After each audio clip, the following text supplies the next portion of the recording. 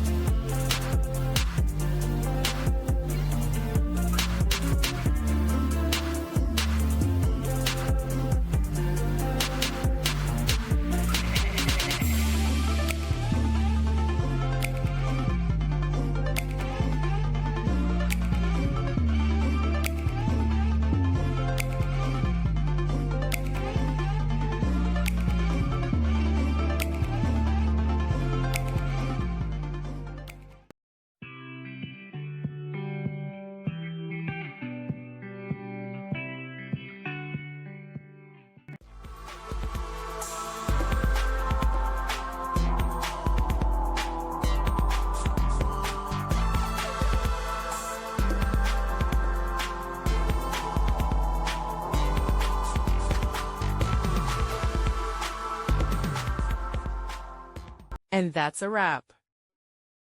I hope you found the answer you were looking for.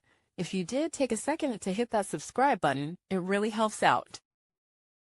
And let me know in the comments which solution worked best for you. See you next time in the debug zone.